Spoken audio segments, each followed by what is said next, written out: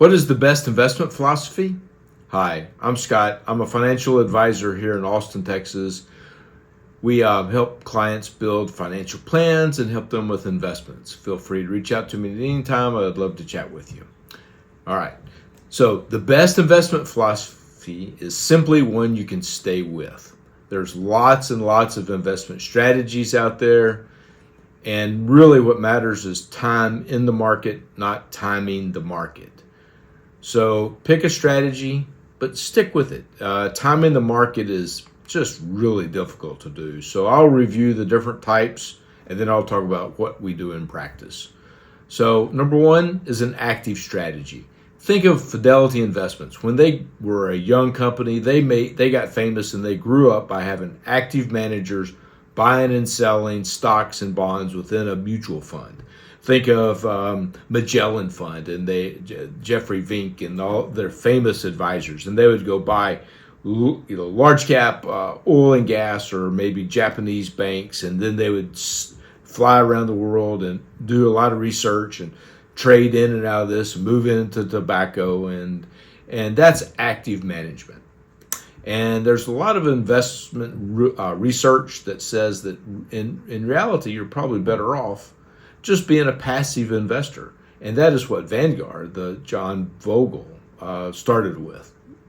And that strategy is let's just don't do the active stuff. Let's just pick passive. Pick an index, buy one of everything, keep your cost really low. So that's number one's active, number two's passive. Both good strategies, both different, both have a place.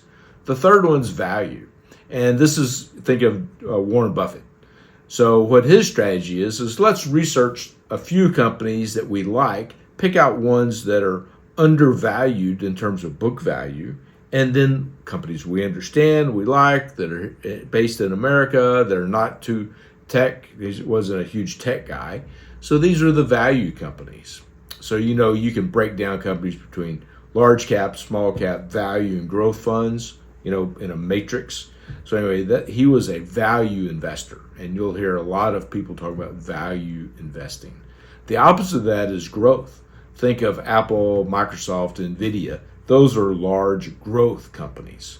There we go with that matrix, large and growth, upper right quadrant for growth companies. Large market cap. Market cap is simply the number of shares outstanding times the share price. So you have SpaceX might go public and then later this year, and it's 1.5 to $2 trillion. That's shares times the price. That's the value of the company. Okay, so it's active, passive, value and growth, cap size, and then profitability. So another way to manage a portfolio is to pick companies that are highly profitable and maybe growing that profitability. So you don't have to worry about active or passive or value or growth or the cap size. You just worry about companies that are actually making money to the bottom line and growing that bottom line. Fine strategy. Another, number 7, is dividend investors. So this is income investors. So we want to generate a lot of dividend income. You tend to end up with public utilities, pipelines, oil and gas firms. Think these are a lot of value investments because they pay a high dividend.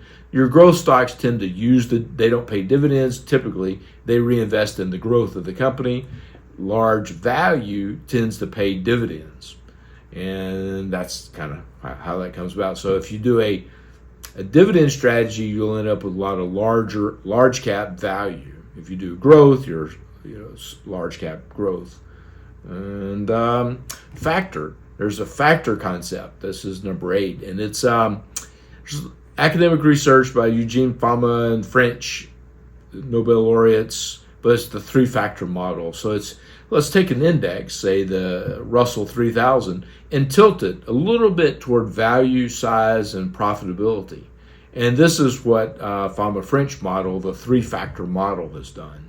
That's number 8. Number 9 is, let's add international or emerging markets. International is, for example, Canada, Germany, France. And emerging markets is Canada, Cambodia, Vietnam, and India. So adding these in international emerging markets is just a diversification away from the U.S. market. The U.S. market used to be, 80% of the world's economy, a few decades ago, and now it's 50%. The world is growing, and the middle class is growing. So it behooves us to have our investments allocated globally. So, moving on to practice. What do we recommend actually in practice? What do we do? Well, my overarching philosophy is to be broadly diversified, global, and low cost. And then on top of that, we layer on the FAMA French three-factor model. And then we try to stick with the course, have an investment allocation that's appropriate for the client's current risk tolerance. So, you have the broad areas, then the tilts, and then the asset allocation.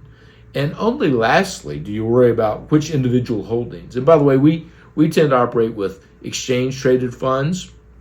It's a better wrapper than a mutual fund. It's lower cost, trades like stock. It's a little bit more just tax efficient is what it actually is.